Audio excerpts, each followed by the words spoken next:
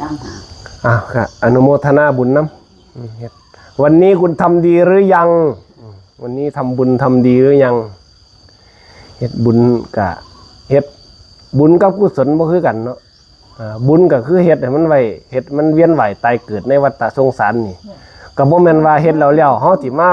ฆ่ากำปั้นอยู่บ่เซาเนาะมาก็ให้มันดีขึ้นกว่าเก่านั่นนะคันมักในวัฏสงสารคันอยากออกจากวิวัฏสงสารนี่ก็คือออกจากวงกลมนั่นล่ะวงเวียนว่ายตายเกิดนั่น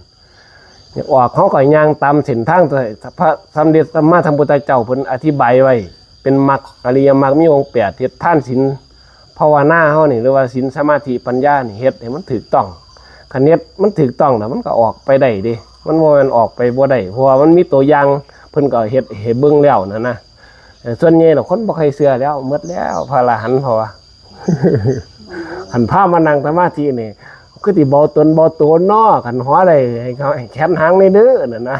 คนบ้านเฮาแม่นว่าเอาหนู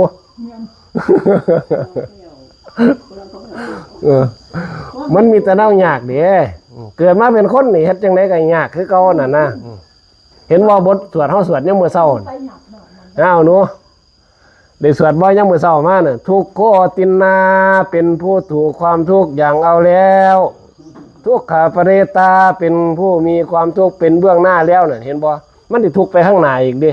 คันเฮาบ่รีบทำความนั้นความมันดีฮู้หมดนั่นล่ะบ่แม่นว่านั่นเห็นบ่ยังมื้อเช้ามาพิจารณาเบิ่งเฮาอ่านเฮาสวดแล้วเฮาก็จำเอาเพราะว่าที่เพิ่นสอนไว้ก็เพิ่นก็บ่ได้เว้าเรื่องอื่นนี่ล่ะเพิ่นว่าทุกข์ที่ตั้งอยู่เกิดขึ้นตั้งอยู่แล้วก็ดับไปมันมีอยู่3ขั้นตอนนึงนี่ล่ะเห็นบ่ทุกข์เป็นสิ่งที่ทนได้ยากเพิ่นก็บอกไว้อยู่เนาะทุกข์แล้วบ่พอยากพร้อมในบ้านเฮา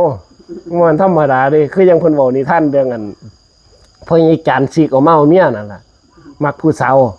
ออกมาแล้วบัดนี้พอเฒ่าเพิ่นให้ไปเลี้ยงงัวบัดจุงข่มหวยบัดนี้งัวกับน้ำมันบ่ถือกันบัดนี้จุงข่มหวย ดึงจังได๋ก็บ่ถือเขาเครียดหลายก็ขึ้นไปห้องตัวขึ้นไปห้องทั้งพ่นทั้งทุงตัวโอ้ยยากมันกูบ่สิก็มาเฮ็ดหยังนั่นน่ะ อยากกูเมียบอกอยากกับพ่อแห้งแล้วลูกก็แห้งตื้มเข้าไปอีกนะบ่อยากง่วอยากคุยอีกก็พ่อห้องแห้งๆเพิ่นเด้อมันก็เป็นเฮาก็เฮ็ดคือกันนั่นล่ะเวลาเฮาฝึกก็ฝึกเพื่อหยังเฮาเฮ็ดอยู่ซุมื้อนี่เนี่ยย้ายมาจังซี่กับเอาหนูมาจังซี่มาฝึกตนเฮามาแล้วมาฮู้จักทานเพื่อการเสียสละเพื่อการรักษาศีลเพื่อการละการเว้นเพื่อสิเข้าบุญญาบารมีเจริญภาวนาเฮ็ดให้จิตใจมันสงบสิ่งใดที่มันนักอกนักใจเฮาก็ระบายออกทางใดก็ระบายออกทางลมหายใจเฮานั่นล่ะระบายทางอารมณ์คนเฮาอยู่นำลมนี่ลมมันขับเคลื่อนเฮาก็ต้องมีสติรอบรู้มันรู้คันเฮาบ่รู้เฮาก็เฮ็ดสักแต่ว่าเฮ็ดซื่อๆน่ะก็เฮ็ดตามประเพณีก็คือจังซี่ล่ะไปสวดกับไปจักเป็นสวดหยังน่ะนะไปสวดกับพนมเอาบุญเพราะว่าดิงั้นว่ายกมือกับวิสาธุจำโดนกันก็ถึงสิทธิ์น้ำมนต์กับโอ้ยอยู่ดีมีแห้งซะเพราะว่าวิธีแนวขึ้นเอาเนาะ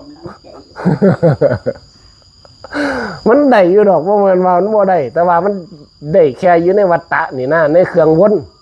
เดี๋ยวก็ทุกข์เดี๋ยวก็สุขบ่แม่นนี่เฮาก็อยู่ด้วยความเปลี่ยนแปลงบ่แม่นเด้อนี่เห็นว่าเอาหนูจังน้อยก็นั่งไปนั่งอ่านหนังสือท่องหนังสือจังน้อยก็ลุกไปยังเพราะว่าหยังพอมันทุกข์เฮานั่งแล้วก็ปวดขาจังน้อยเฮาก็ลุกไปยังจังน้อยก็ไปหาบนอื่นจังซี่เจ้าขี่รถไปนี่ไปอยู่ไปคุยบนนี่บนเรื่องแล้วก็ยับหนีขี่ไปคุยบนใหม่อีกเฮาก็อยู่ด้วยความเปลี่ยนแปลงเพราะว่าการเคลื่อนมันบังอนิจจังไว้การเคลื่อนด้วยความเร็วมันบังความบ่เที่ยงไว้ทุกข์นี่มันบังหยังมันบังอริยบท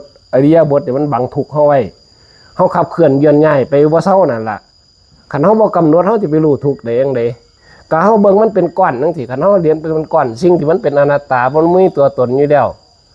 แต่ว่าเฮาไปรวมมันเป็นก้อนไว้นี่คือยังเฮาเห็นตัวตนของเฮานี่จริงๆมันเกิดด้วยเหตุปัจจัยบ่เพิ่นว่าคนมันบ่มีอันนี้ก็บอกว่าคนนั้นมีปัญญาเท่านั้นนี่ล่ะหมาที่นั่งอยู่โคโมเดี๋ยวว่าทางสวนก็ขึ้นไว้ปัญญังนี้ ก็จักแล้วก็เบิ่งไอ้เจ้าของตัวเนาะเจ้าของเป็นคนเลยเป็นมนุษย์ก็ถามเบิ่งตัวกันนั่นแหละก็บอกเวียนไปเวียนมาอยู่หั่นมันเป็นเรื่องเครื่องวนก็ยังว่าก็สั่นกันมวยผู้พาเหตุพาทำมวยพาเว้าพาวามันก็บ่เป็นมันบ่แม่นหยังดอกคนมันคานมันบ่แม่นแต่โยมในพระก็คือกันเพิ่นบอกว่าเจ้าสิออกจากกองทุกข์นี่ได้จังได๋ก็ยังว่าบวชเพิ่นยังมาบอกอยู่เนาะบวชแล้วก็บวชเพิ่นยังบอกอยู่เนาะมีอันเดียวบวชมาจากคำใดมาจากปวชะมาการละเว้น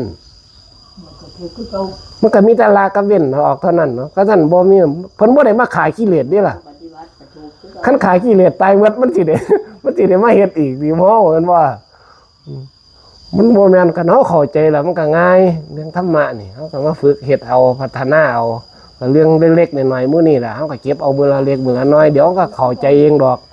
มันก็คืออุปมาไว้ง่ายๆว่าคือเฮากินข้าวนั่นแหละมันก็บ่ได้อิ่มคำเดียวมันอิ่มคำเดียวนั่นล่ะเห็นบ่ล่ะก็หลายๆคำบ่แม่นอิ่มคำสุดท้ายก็ซ้ำกินข้าวคำเดียวก็สิว่าจังซั่นเห็นว่ามันก็ทั้งหมดนั่นล่ะคือมือหานิ้วก็ซอยๆกันไปมันก็สูงยาวบ่ทอกันคนเฮานี่มีอ้วนมีพี่หาแต่ว่าหาป้องนั้นพอดีมันก็อยู่นำเฮาผู้ลางคนก็ว่าโอ้ยผู้ขาคืออ้วนนี่อ้วนก็อยู่ดีมีแห้งก็บ่เป็นหยังนี่ล่ะแม่นบ่ล่ะคุณผู้ขาว่าใช้เล่นเด้อหาเสียผ้าเสียยากมันก็บ่เป็นหยังนี่ล่ะว่าแต่เฮาอยู่ดีสบายเฮาเข้าใจเรื่องพวกบุนี่ผู้ลางคนจิตใจคือเอาหนูจังซี่ล่ะจิตใจก็อยู่ดีสบายก็บ่เห็นลำบากกับผู้ใดนี่ล่ะก็อยู่ได้มันเป็นจังซี่เฮาเข้าใจเฮามีธรรมะสอนใจเฮาแม่ขอน้ำละพรเป็นภาษาบาลีให้ขอคิดมื้อละเล็กมื้อละน้อย